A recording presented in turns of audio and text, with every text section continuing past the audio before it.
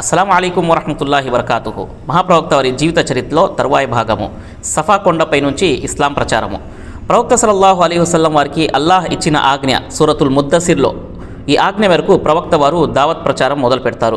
3 సంవత్సరాల వరకు గోప్యంగానే చేస్తారు.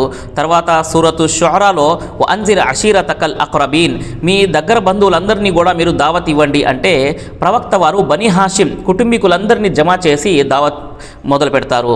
ఇస్లాంకి సంబంధించి పూర్తి విషయాలు చెప్పిన తర్వాత ఎవరు కూడా ఏమి అనరు, వెళ్ళిపోతారు. రెండోసారి కూర్చోబెడతారు.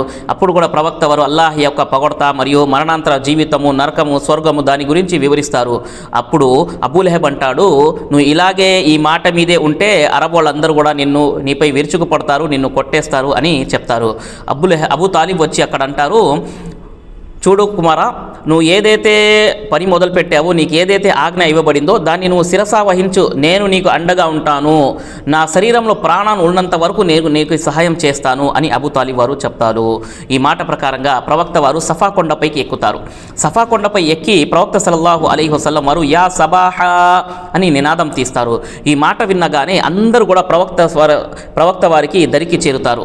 ప్రవక్త సల్లల్లాహు అలైహి వసల్లం అంటారు, నేను కొండపై నిలబడి ఉన్నాను, ఇటు కొండకి ఇటు పక్క ఒక సైన్యం మీపై దాడి చేయడానికి సిద్ధంగా ఉంది అంటే మీరు నమ్ముతారా అంటే ప్రజలందరూ అవును మేము నమ్ముతాము, మీరు సత్యం మాత్రమే చెప్తారు, మీరు అబద్ధం చెప్పరు అంటే ప్రవక్త గారు వెంటనే అంటారు, నేను దీనికన్నా పెద్ద శిక్ష గురించి మిమ్మల్ని హెచ్చరిస్తున్నాను అని ప్రవక్త వారు ఇస్లాం ప్రచారం మొదలు పెడతారు.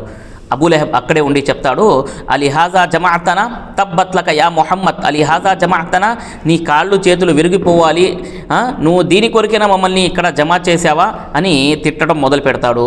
అల్లాహ్ తబారక వ తఆలా అదే సందర్భంలో సూరతుల్ లహబ్ తబ్బత్ యదా అబీ లహబ్ యుం వ తబ్ అనే సూరాన్ని అవతరింపజేస్తారు.